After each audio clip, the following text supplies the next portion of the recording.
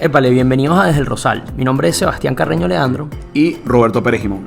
Somos un par de amigos que nos conocimos estudiando economía en la Universidad Católica Andrés Bello, en el centro de estudiantes. Aunque en feria donde más la gente se conoce en la Católica. Hoy en día tenemos la suerte de trabajar juntos en Solfin Casa de Bolsa. Solfin Casa de Bolsa es una firma con 15 años de antigüedad dedicada a prestar servicios financieros y ayudar a sus clientes a conseguir sus objetivos asumiendo los menores riesgos posibles. Como parte de nuestra unidad de conocimiento hemos decidido desarrollar este podcast que busca indagar sobre temas interesantes relacionados a mercado y economía y presentártelos de la manera en que nosotros los conversaríamos con nuestros panas o en la oficina, que son dos entornos bastante parecidos. ¿Son parecidos? No. Bueno, vamos a decir que son parecidos. Está bien, vamos a hacerlo.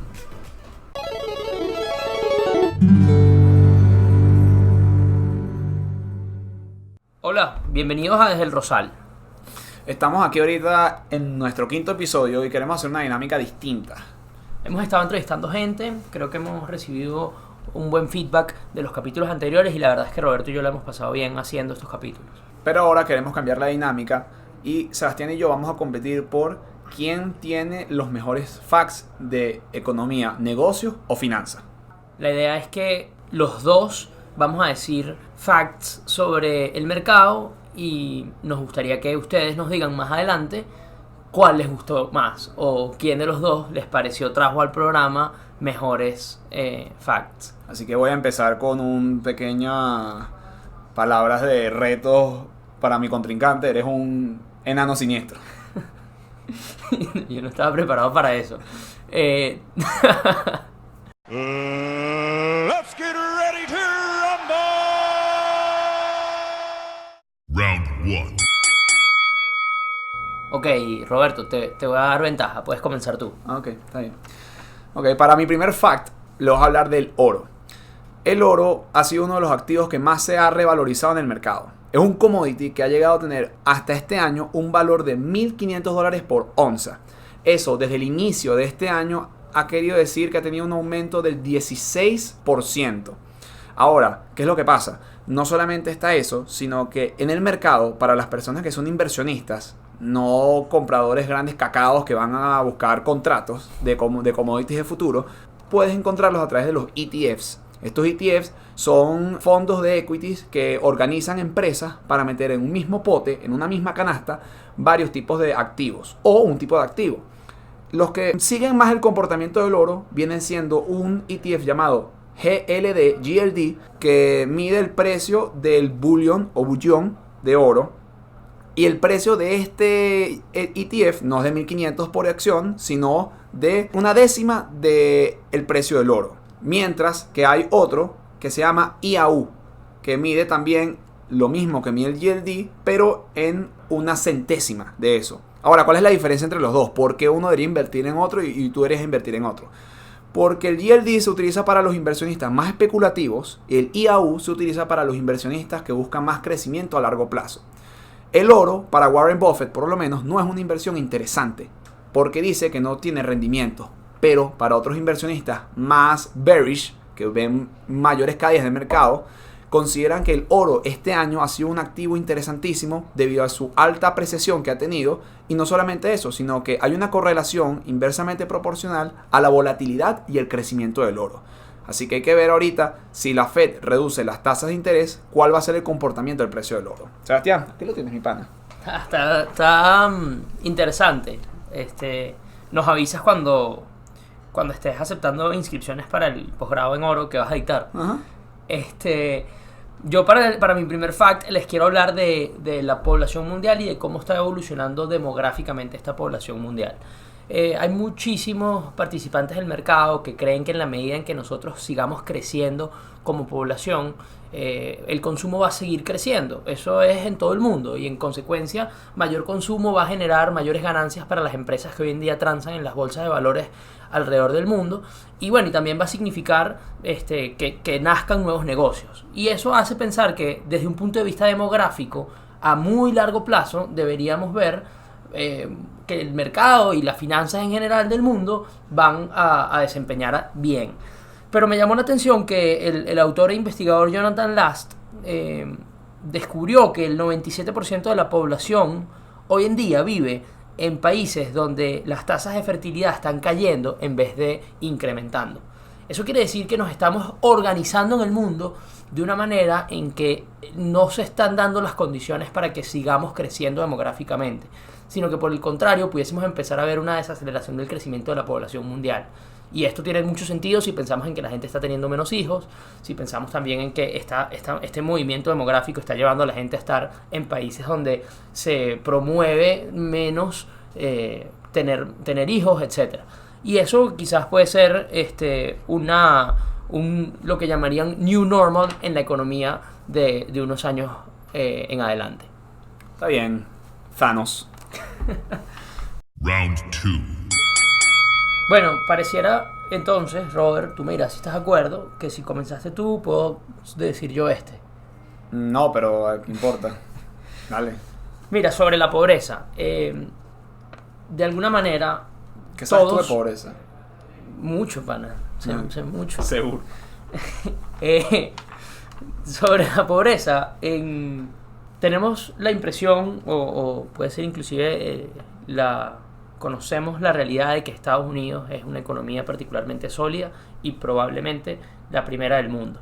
Entonces, me causa mucho interés que, a pesar de ser una economía con un desempleo menor al 4%, que además es el menor en los últimos 50 años, a pesar de ser una economía que sigue creciendo dentro de las economías desarrolladas, de las cuales muchas se han desacelerado, a pesar de todo eso, hay un dato que hace reflexionar sobre el tema de la pobreza.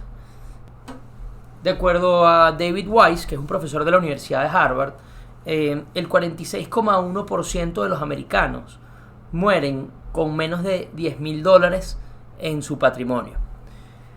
Entonces, claro, pensamos en Estados Unidos, en lo grande que es la economía, en el buen desempeño que tiene, y escuchas esta estadística y te lleva a preguntarte si eso es así en la primera economía del mundo, qué está ocurriendo en economías más pequeñas y qué está ocurriendo con la gran cantidad de la población mundial. Y bueno, me pareció una reflexión interesante. Me imagino que para ti no es una de esas preocupaciones morir con menos de $10,000, ¿verdad? Quisiera yo poder morirme con $10,000 entre mis activos. Bueno, aunque a ti te gusta hablar de la pobreza de Estados Unidos, yo sí voy a hablar de un país que está sumido a una continua y estructural pobreza: Argentina. Argentina es uno de los países de Latinoamérica, pudiera decir el país de Latinoamérica con más crisis desde 1890. Ha tenido 8 crisis económicas y innumerables crisis políticas desde que sucedió una de las llamadas crisis de Valgrind. Las crisis de Valgrind vino siendo una compañía de suplemento de agua que decidió construir un edificio inmenso a través de la emisión de deuda. Como sucede muy usualmente con los argentinos, ellos gastan más de lo que generan en ingresos. Esta empresa decidió que en el momento que Argentina se consideraba, Buenos Aires se consideraba como una capital europea en América Latina, ellos iban a crear el Palacio que corre de aguas. Este palacio iba a ser muy novedoso, lujoso, así como cuando Guzmán Blanco hizo la modificación parisina en Venezuela, y al final terminó siendo que ni siquiera los argentinos pudieron pagar y terminar ese proyecto. Qué rebuscado, o sea, si vas a hablar de deuda y si vas a hablar de crisis en Latinoamérica, vives en Venezuela, pues. Ignorando a este pequeño siniestro, entonces los argentinos a partir de ese momento han caído en más de 8 crisis económicas en su historia. Una de las que más destacas de esa, además, como parte del FACT, viene siendo el Corralito. El Corralito fue una crisis que se generó en el gobierno de Carlos Menem, en el que los argentinos tenían en sus bancos nacionales moneda extranjera, moneda en dólares. Y el gobierno decidió expropiarles esa deuda. Literalmente agarró los $800,000 que hubiera tenido Sebastián en esa cuenta al momento y se los quitó, se los arrebató y no se los devolvió. Los argentinos perdieron un capital de valor que superan cualquier tipo de intervención gubernamental desde entonces. Típica política o situación que Roberto apoyaría con sus tendencias ideológicas de izquierda. Ajá. Ya iba a terminar eso. Y a partir de ahí, después de ese momento, Argentina, llega a decir Venezuela, Argentina cayó en un default de la deuda. Un default de la deuda quiere decir que Argentina no cumplió con sus compromisos de deudas soberanas y deudas corporativas que pudiera tener el Estado. Me suena cero conocido, tipo. Y perdió el acceso a los mercados internacionales. No podía acceder a pedir prestado ni a ninguna institución financiera, por lo menos de las que aceptaban el tema del default.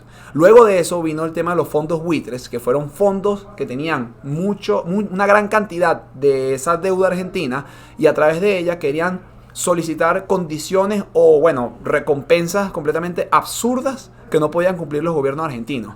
En la época de los Kirchner, ellos decidieron ignorar esta deuda, decidieron que el país iba a vivir solamente de la deuda doméstica, del consumo doméstico, y cuando vino el gobierno del ya saliente expresidente Macri, bueno, sigue siendo presidente, él decidió pagar esa deuda y hacer que los argentinos, o por lo menos el mercado argentino, pudiera acceder a los mercados internacionales. Y luego de sus 4 cortos años que tuvo en la presidencia, logró ese objetivo. El tema es que, como siempre, Argentina tiene un problema estructural muy particular que siempre afecta en los ciclos económicos.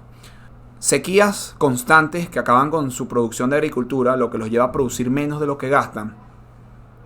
Una incesante política monetaria de imprimir dinero, lo que lleva a unos niveles de inflaciones muy altos. Una deuda externa dolarizada que no logra tener la capacidad de contrarrestar la ayuda que puede traer al país, una moneda muy débil como el peso y una experiencia traumática para los argentinos desde 1890 hasta ahorita, de que básicamente los argentinos no ahorran en pesos, o por lo menos la clase media no ahorra en pesos, por lo que pasa que cuando un país entra en una crisis tan severa como la Argentina, los argentinos empiezan a vender sus pesos y empiezan a comprar dólares, lo que lleva a que la depreciación del peso viene siendo monstruosa y caen en ciclos económicos de los cuales no sabemos si Argentina puede escapar. ¡Supéralo, pana! Final round. Fight. Ajá, tercero y último. Dale, Robert, tu mejor intento. Dale, pues. Ok. Vamos a lanzarles este último fact, que viene siendo otro tema de actualidad que me interesa mucho, que es el Brexit. La rumba que todos pudieron entrar, pero nadie puede salir. Ahorita... Es el tipo de rumba que te gustan a ti. Ok. Ahora, ¿por qué no se ha logrado el Brexit? Se supone que el Brexit, después de la elección tan controversial de 2016 en la que ganó Leave, o sea, irse de la Unión Europea y todo lo que ofrece la Unión Europea, el Parlamento se ha encontrado en una especie de impasse, en la cual hay unos que buscan un hard Brexit, hay otros que buscan un Brexit más suave, hay otros que buscan no salir de la Unión Europea como tal. Es una locura el Parlamento, muchas ideologías, muchos pensamientos contradictorios y mucha radicalidad. El punto particular que viene siendo este fact es la razón principal de este impasse, y fue por la razón por la que Theresa May se salió de la primera magistratura de Inglaterra y entró nuestro amigo pelucón Boris Johnson, es el norte de Irlanda. El norte de Irlanda es una parte en la isla de Irlanda, que tiene frontera con el país de Irlanda, pero pertenece a Inglaterra, al Reino Unido. Tú dices Irlanda del Norte. Irlanda del Norte. O el norte de Irlanda. Irlanda del Norte, gracias. Ahora, la Irlanda del Norte, una de las zonas que, digamos, más va a venir siendo afectadas por el Brexit, han considerado que esta debería ser la solución para esta zona. ¿Qué tendría esto? Lo que se ha propuesto es que Irlanda, el norte de Irlanda, entrara en una especie de Hong Kong, se convirtiera en una especie de Hong Kong, en la cual ella pudiera encontrarse aún en las Customs Union, o sea, en todo lo que viene siendo el mercado singular y unificado de la Unión Europea, pero seguir teniendo las ventajas que viene de participar como parte del Reino Unido. O sea, tiene lo mejor de los dos mundos. Tienes parte de lo que viene siendo los tratados de comercio, de bienes y servicios de la Unión Europea y todas las políticas inmigratorias del Reino Unido. Ahora, ¿qué es lo que sucede?